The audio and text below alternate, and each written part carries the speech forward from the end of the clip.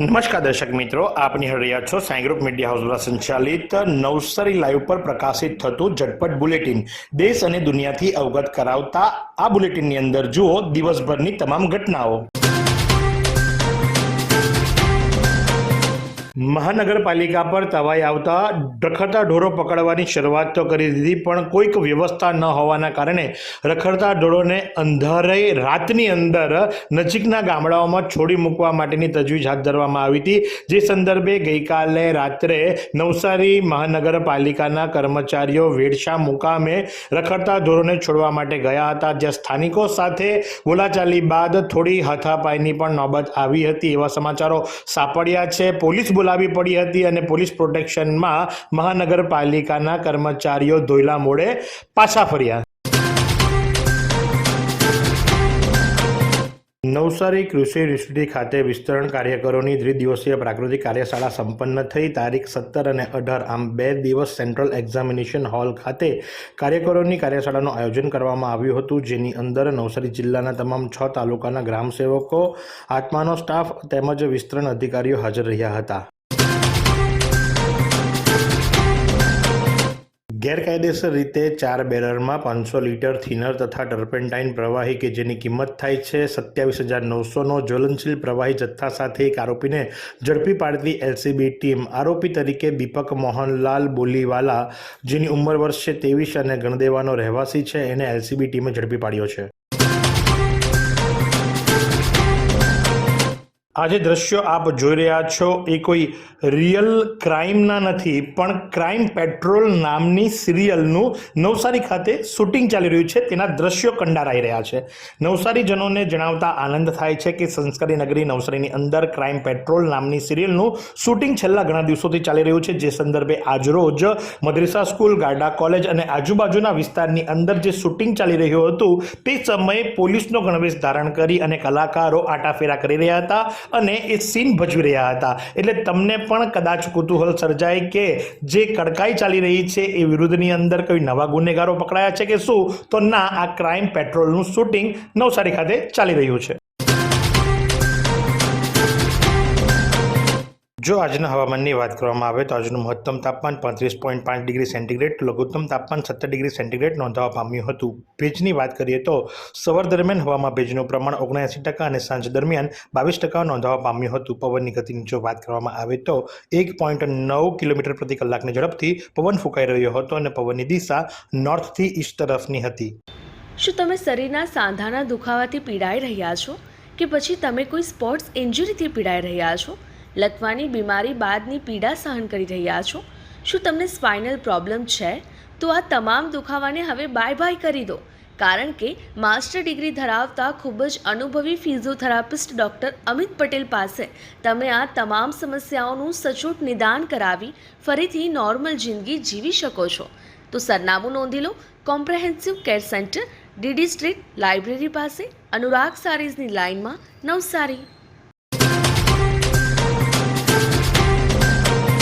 Navsari railway station પર આવેલા 2 મંદિરો, જેની અંદર સાંઈબાબાનું મંદિર અને હનુમાનજીનું મંદિર છે, એ મંદિરને સંદર્ભમાં લઈ આજરોજ નવસારી મહાનગરપાલિકાના ડેપ્યુટી કમિશનર દ્વારા મંદિરના સંચાલકોને તેડું આપવામાં આવ્યું હતું। જો કે મિટિંગ બાદ શું નિર્ણય આવશે એ ખ્યાલ આવશે, પણ હાલ તો મંદિર સંચાલકોની અંદર ફફડાટ જોવા મળી રહ્યો છે, કારણ કે સ્ટેશન વિસ્તાર પર 2 મંદિરો આવ્યા છે, એક સાંઈબાબાનું નાનું મંદિર અને એની બાજુમાં જ હનુમાનજીનું મંદિર, કે જ્યાં ગુરુવારે, મંગળવારે અને શનિવારે ભક્તિભાવનો માહોલ સર્જાય છે ત્યાં સુધી કે ભિક્ષુકોને ભોજન પણ પીરસવામાં આવે છે, પણ જ્યારે કમિશનરનું તેડું આવતા મંદિર સંચાલકોની અંદર ફફડાટ જોવા મળ્યો છે। ચીખલીમાં ફરીવાર જોવામાં આવ્યો રફતારનો કહેર। પૂરપાટ ઝડપે દોડી રહેલા અજાણ્યા વાહન ચાલકે મોટરસાઇકલ સવાર દંપતીને અડફેટે લેતા 2.5 વર્ષીય માસૂમ બાળાનું ઘટના સ્થળ પર જ મૃત્યુ નીપજ્યું। ચીખલી પોસ્ટ ઓફિસ વિસ્તારમાં રાત્રિ દરમિયાન થયેલા અકસ્માતના પગલે લોકો મોટી સંખ્યામાં એકત્ર થઈ ગયા હતા। પતિ, પત્ની અને પુત્રીને શરીરે ઈજા થતાં સારવાર અર્થે ખસેડવામાં આવ્યા હતા। ચીખલીના સહકારી અગ્રણી કિશોરભાઈ પટેલની ભાજપ દ્વારા ગણદેવી વિધાનસભા પ્રદેશ પ્રતિનિધિ તરીકે નિયુક્તિ કરવામાં આવતા કાર્યકરોમાં આનંદની લાગણી છવાઈ જવા પામી છે. ચીખલી તાલુકાના સાદકપોર ગામના સહકારી અગ્રણી કિશોરભાઈ હરિભાઈ પટેલની ભાજપ દ્વારા સંગઠન પર્વમાં ગણદેવી વિધાનસભા બેઠકના પ્રદેશ પ્રતિનિધિ તરીકે નિયુક્તિ કરવામાં આવતા જિલ્લા ભાજપ મહામંત્રી ડૉક્ટર અશ્વિનભાઈ પટેલ, કારોબારી સભ્ય ડૉક્ટર અમિતાબેન પટેલ, ભાજપ પ્રમુખ મયંકભાઈ, મહામંત્રી સમીરભાઈ, જિલ્લા ભાજપ કિસાન મોરચા દીપકભાઈ વગેરે કાર્યકરોની અંદર આનંદની લાગણી છવાઈ જવા પામી છે. 21મી માર્ચ વિશ્વ વન દિવસ વિશે નવસારી જિલ્લો. પર્યાવરણની માવજત સાથે વિકાસનો વિસ્તાર ધરાવતો જિલ્લો એટલે નવસારી. નેશનલ હાઈવેની બંને તરફ મિયાવાકી પદ્ધતિથી વનોના નિર્માણની પહેલ ઉપાડતું નવસારી જિલ્લા સામાજિક વનીકરણ વિભાગ વન કવચ પદ્ધતિથી તૈયાર કરેલા વનો 30 ગણા તથા 10 ગણા ઝડપથી વિકસે છે. આ પદ્ધતિમાં વૃક્ષો એકબીજાની નજીક વાવવામાં આવેલ હોવાથી વૃક્ષોના મૂળ જમીનને પકડી રાખે છે અને જેથી જમીન ધોવાણ પણ અટકે છે. આ સમગ્ર માહિતી જે ખરી એ વન વિભાગ દ્વારા આપવામાં આવી છે. વન કવચ એટલે કે શહેરી વિસ્તાર અને અન્ય વિસ્તારમાં રહેલી પડતર જમીનમાં ઝડપથી નાનું વન નિર્માણ કરવાની પદ્ધતિ અને આ સંકલન જે ખરું એ વિશ્વ વન દિવસ નિમિત્તે નવસારી જિલ્લા દ્વારા પ્રસિદ્ધ કરવામાં આવ્યું છે. એવી કઈ હોસ્પિટલ છે જ્યાં કેન્સર માટે સર્જરીની સેવા હોય, કીમોથેરાપીની સારવાર હોય, રેડિયેશનની સારવાર હોય, પીટી સીટી સ્કેન હોય, કેન્સરની પેથોલોજી હોય, મેમોગ્રાફી હોય, એટલે કે બધું જ. હા, બધી જ સારવાર એક જ હોસ્પિટલમાં હોય. તે છે નવસારી નિરાલી કેન્સર હોસ્પિટલ. ચીખલીની કાવેરી સુગર શરૂ કરવા માટે ભાજપ સરકારના બબ્બે મુખ્યમંત્રી દ્વારા રસ દાખવ્યો હોવા છતાં વર્તમાન સરકારના શાસનમાં જમીન હરાજી કરવાની નોબત આવતા સમગ્ર વિસ્તારના ખેડૂતોમાં ઘેરા પ્રત્યાઘાત પડવા સાથે રોષની લાગણી ફેલાઈ જવા પામી છે. 25,000થી વધુ ખેડૂતોનું સભાસદો ધરાવતી કાવેરી સુગર માટે તત્કાલીન મુખ્યમંત્રી અને હાલના વડાપ્રધાન નરેન્દ્ર મોદી દ્વારા પણ તેમના શાસનકાળ દરમિયાન ખાસ રસ દાખવવામાં આવ્યો હતો અને 2013ના વર્ષમાં નવસારી કૃષિ યુનિવર્સિટી સ્થિત એક કાર્યક્રમમાં તેમના હસ્તે કાવેરી સુગરના ચેરમેને શેર ફાળવવા પેટે 5.55 કરોડનો ચેક અર્પણ કરવામાં આવ્યો હતો અને ત્યારબાદ પણ તેઓના સહકારથી NDCDF દ્વારા લોન મંજૂર કરાઈ હતી અને 2016ના વર્ષમાં તત્કાલીન મુખ્યમંત્રી આનંદીબેન પટેલ દ્વારા સાદરવેલ કાવેરી સુગરના બાંધકામ માટે ભૂમિપૂજન કરવામાં આવ્યું હતું અને જેને લઈને ખેડૂતોમાં કાવેરી સુગર શરૂ થવાની મોટી આશા બંધાઈ હતી. જોકે હજુ સુધી કંઈ જ નહીં થતા અને આખરે હવે જમીન જે ખરી એની પણ વેચવાની નોબત આવતા ખેડૂતોની અંદર રોષ જોવા મળી રહ્યો છે. વાંસદા ખાતે અકસ્માતમાં ઈજા થવા છતાં હિંમતભેર છાત્રોએ આપી પરીક્ષા. વાંસદા પીપલખેડમાં આવેલ LR કોન્ટ્રાક્ટર વિદ્યાલય સામે પરીક્ષા આપવા આવતા 2 વિદ્યાર્થીઓને અકસ્માત નડ્યો હતો અને જેમની અંદર ગિરજન માધ્યમિક શાળાના 2 વિદ્યાર્થીઓ દિવ્યેશભાઈ જયંતિભાઈ પવાર અને સાથે જ અવિનાશ નરોત્તમ ચૌધરી, આ બંનેનું ધોરણ 12નું બોર્ડનું 17 માર્ચના રોજ સંસ્કૃત વિષયનું પેપર હતું અને જે આપવા માટે બાઇક પર નીકળ્યા હતા અને એમને અકસ્માત નડ્યો હતો. જો કે એમને અકસ્માત હોવા છતાં પણ એમણે હિંમતભેર પરીક્ષા આપી હતી. સાંસદ ધવલભાઈ પટેલે સંસદની અંદર વલસાડ તાલુકાના મીઠા ઉદ્યોગને સ્પર્શતા પ્રશ્નો અંગે રજૂઆત કરી હતી. યુપીએ સરકાર દ્વારા વર્ષ 2013માં જમીનના લીઝના ભાવ વધારા અંગે રજૂઆત કરતા ભાવ ઘટાડવા માટેની અસરકારક રજૂઆત એમના દ્વારા કરાઈ હતી. સંસદ ધવલ પટેલે સંસદની અંદર રજૂ કરેલા પ્રશ્નમાં જણાવ્યું હતું કે વાણિજ્ય અને ઉદ્યોગ મંત્રાલય અને સરકારનું ધ્યાન ગુજરાત વલસાડ તાલુકાના ધરાસણા અને છરવાડ સહકારી મીઠા ઉદ્યોગ તરફ વાળતા જણાવ્યું હતું કે આ જમીન ભાડા અંગે એસાઇનમેન્ટ ચાર્જિસમાં થયેલા અતિશય વધારા તરફ ધ્યાન દોરવા માંગે છે અને સાથે જ 74 અને 94માં 20 વર્ષ માટે લીઝ પર આપવામાં આવ્યા હતા, જેના વધુ 20 વર્ષનો સમયગાળો હતો અને નવીનીકરણ જોગવાઈ હતી અને મૂળ લીઝ મુજબ એસાઇનમેન્ટ ફી 1 હતી અને જમીન ભાડું 2 હતું, જે વધવા પામ્યું છે અને જેના કારણે 13% ભાવ વધારો દેખાઈ રહ્યો છે. નાની કરોડ અને સુલતાનપુર ગામે આંબામાં ફળમાખી નિયંત્રણ માટે જાગૃતિ કાર્યક્રમ યોજાયો. નવસારી જિલ્લામાં આંબાનું ધનિષ્ઠ વાવેતર કરાય છે. ઘણા ખેડૂતો કેરી પાક પર જ આર્થિક નિર્ભર રાખતા હોય છે. આંબાની સાથે આખા વર્ષ ચીકુનો પણ પાક ખેડૂતો દ્વારા લેવામાં આવે છે. આથી ઉનાળાની શરૂઆતમાં માર્ચ એપ્રિલમાં કેરીની પરિપક્વતા અવસ્થામાં ગરમીની સાથે સાથ ફળમાખીનો ઉપદ્રવ કેરીમાં વધુ જોવા મળે છે. આ ફળમાખી કેરીમાં ડંખ મારી ફળની ગુણવત્તા ઘટાડે છે. કેરીના ઉત્પાદનમાં 10-15% બગાડ ફળમાખીના લીધે થાય છે, જેથી માઠી અસરો બજાર ભાવ પર પડે છે. ગામડાઓના ખેડૂતોની આંબાવાડીમાં એક બાજુ ફળમાખી હોય છે તો બીજી બાજુ ઉત્પાદન લેવાની ચિંતા હોય છે. જે સંદર્ભે કૃષિ યુનિવર્સિટી દ્વારા એમને ડૉક્ટર ZP પટેલના માર્ગદર્શન હેઠળ ફળમાખી નિયંત્રણ અંગેની એક ઝુંબેશ હાથ ધરવામાં આવી અને સમજ આપવામાં આવી.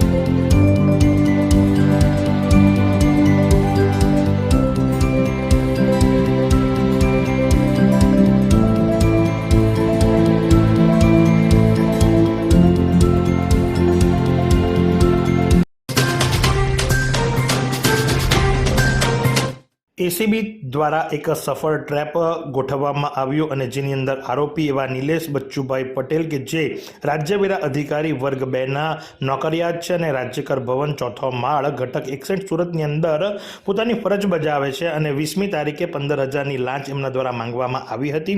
જે અંગે જાગૃત નાગરિક દ્વારા એસીબીને ફરિયાદ કરવામાં આવી હતી અને લાંચની રકમ આપતી વખતે એમને રંગે હાથે ઝડપી લેવામાં આવ્યા હતા. સ્થળ એ જ એ રાજ્યકર ભવન 4થો માળ ઘટક 61 રાજ્યવેરા અધિકારીની ચેમ્બર સુરતમાંથી જ આ આરોપીને ઝડપી લેવામાં આવ્યા છે અને આરોપી એવા વાત જો કરવામાં આવે તો નિલેશ બચ્ચુભાઈ પટેલે વ્યક્તિ પાસેથી 15,000ની લાંચ માંગી હતી.